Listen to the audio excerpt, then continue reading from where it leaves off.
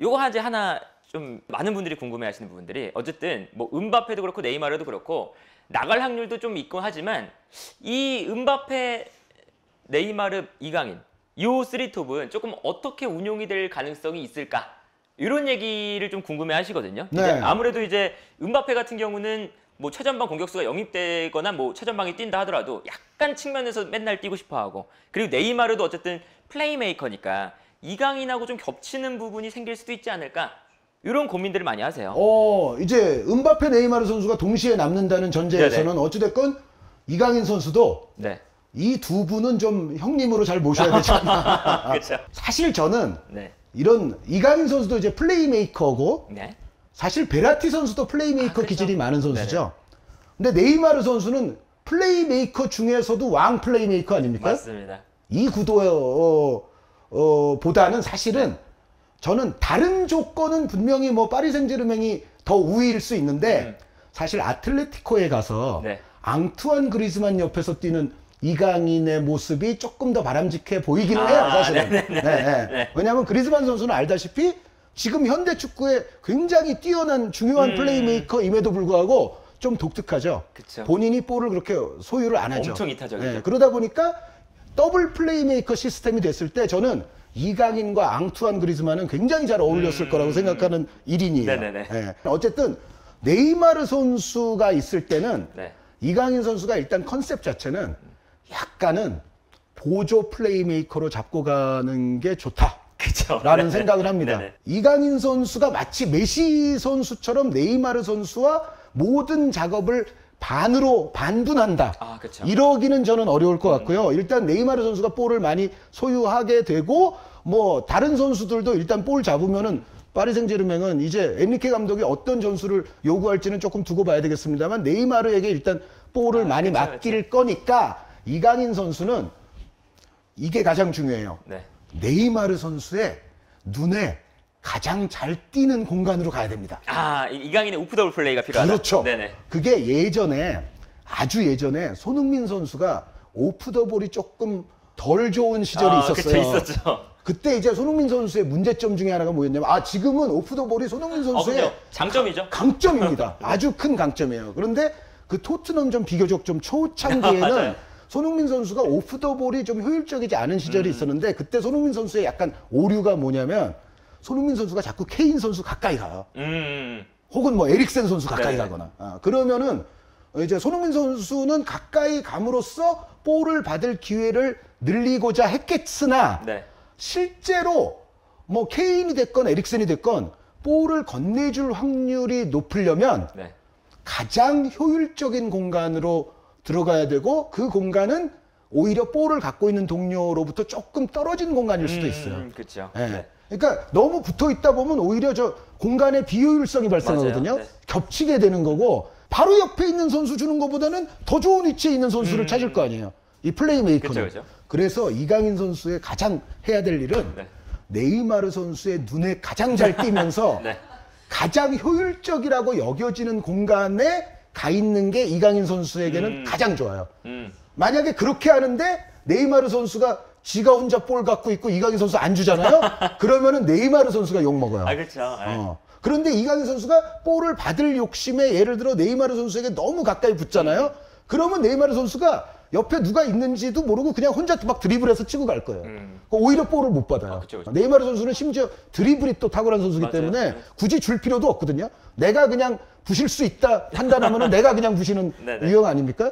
그러면 이제 음바페는 화를 내고 있고 왜 안 주느냐. 그러니까 루이스 엔리케 감독은 이런 거를 일단 잘해야 되는데 어쨌든 이강인 선수가 너무 가까이 붙어서 있는 것보다는 네이마르 선수의 눈에 띄면서 가장 네이마르 선수로 하여금 볼을 안 주면 안 되게끔 할 수 있는 효율적인 공간. 네. 그런 오프 더 볼 움직임을 가져가 주는 거를 이강인 선수에게 권하는데 네. 이강인 선수가 영리하기 때문에 네. 할 거라고 믿습니다. 네, 그리고 여기에는 분명히 음바페 선수도 고려를 해야 되기 때문에 그럼요. 그러니까 이제 예를 들어 네이마르가 볼을 잡아서 좋은 위치에 이강인에게 주고 이강인이 다시 음바페에게 넘겨서 음바페 골. 네, 너무... 이런 장면이 사실은 가장 이강인 선수가 해내야 되는 그쵸. 장면이다라고 저는 생각합니다. 혹은 이강인 선수가 네이마르 선수보다 먼저 볼을 받을 수도 있는데 네. 그때는 일단 네이마르 형님이 어디 있는지를 찾는 거는 좀 중요하다. 네이마르 형님이 아주 안 좋은 뭐 상대에게 둘러싸인 위치라면은 안 되지만 네네. 네이마르 형님이 괜찮은 위치에 있을 때는 빨리 드려야 돼요. 그렇죠. 빨리 드리고 그 대신 그 다음 움직임을 잘해야 돼요. 네이마르도 뭐 그냥 억지로 끄는 선수가 아니라 워낙에 이제 플레이메이킹을 잘하는 선수이기 때문에. 네, 그러니까 무작정 이분이 뭐 혼자서 그런 분은 아니에요. 그쵸, 네. 그리고 MSN 때는 본인이 이른바 따까리 역할도 맞아요. 잘했던. MSN 때는.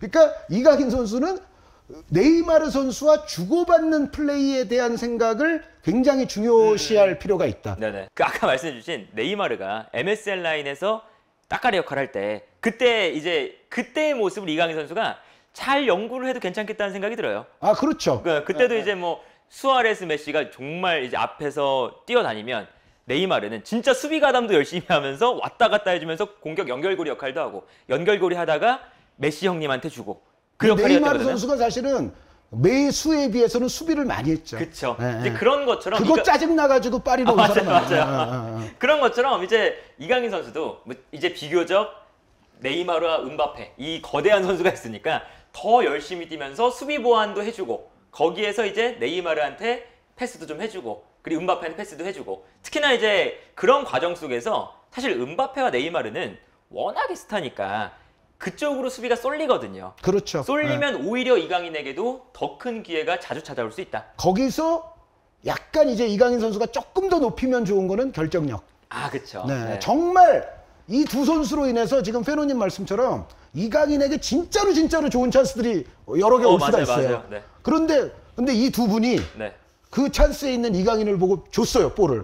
근데 이강인 선수가 10개 찾는데 하나밖에 못 넣어. 그러면 문제가 돼요. 그렇죠. 그럼 문제. 그때부터는 이제 이 두 분이 이제 벤제마처럼 되겠죠.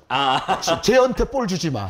그러니까 이강인 선수가 분명히 지금 페노님이 정확하게 말씀하셨는데 이 두 선수와 공간 배분을 잘해서 이제 조력적인 플레이를 중간에서 만들어가는 것도 중요하고 오프 더 볼 당연히 중요하고 그리고 이 두 선수로 인해서 그 말씀하신 부분 이강인에게 정말 아주 프리 찬스가 올 수도 있거든요. 와이드 오픈이 올 수도 있어요. 거기서 본인이 직접 골을 성공시키는 성공률을 높일 필요는 있어요. 그래야만이 이 단장님하고 형님이 야, 좋네 이거 라고 생각을 하실 거예요. 그렇죠. 그래서 이제 뭐 이강인 선수가 사실은 뭐 파리 생제르맹으로 가게 된다면 사실은 저는 여기 뭐 어떤 조합이 이루어지건 뭐 주전으로 자리 잡건 너무나 좋은 선택지라고 보고요. 많은 축구 팬분들도 마찬가지겠지만 이제 뭐 이 어린 선수들 있잖아요. 이제 2000년생부터 이제 자리 잡는 선수들이 있잖아요. 바르셀로나의 가비라든지 아니면 바이에른 뮌헨의 무시알라라든지 이런 이제 진짜 이제 2000년생인데 뭐 벨링엄이라든지 이제 완전 이 빅클럽에서 자리 잡는 이제 어리고 새 시대를 열어갈 수 있는 선수들 이제 위상을 이강인 선수가 파리 생제르맹에서 가져갔으면 좋겠다. 그렇죠. 그러니까 이제 저희가 누차 강조했지만 마요르카에서 지난 시즌 보여준 퍼포먼스는 사실 이강인 선수가 그 레벨의 선수라고 해도 과언이 아닐 정도로 잘하긴 했어요. 그런데 클럽 때문에 핸디캡이 있는 거죠. 그건 마요르카에게는 좀 죄송한 말씀이지만 현실적으로는 클럽이 좀 작은 클럽이다 보니까 아무리 뭐 스페인 리그라 할지라도 그러다 보니까는 지금 말씀하신 뭐 바이에른 뮌헨 선수 뭐 적어도 뭐 도르트문트 선수 혹은 뭐 예를 들어 뭐 파리 생제르맹 선수 이런 선수들에 비하면 비슷한 나이대에 엄청난 퍼포먼스를 해도 뭔가 최상위권 리스트에는 사람들이 잘 안 적어주는. 그러나 이제는 파리 생제르맹 플레이어가 만약 된다면 이강인 선수가 뭐 그런데 지난 시즌 정도 한다? 무조건 몸값은 기하급수적으로 올라갈 거고요. 무조건 정말 지금 현재 세계에서 가장 잘하는 미드필더들 누구 뭐 탑 10 할 때 이강인 선수가 이제 포함되는 순간이 곧 올 수 있습니다. 다음 시즌에 또 이강인 선수가 뭐 어디를 가든 또 너무나 잘했으면 좋겠고 이제 우리 국가대표팀 및 우리 축구 팬들에게 한 10년간 즐거움을 선사해줬으면 하는 마음이고요.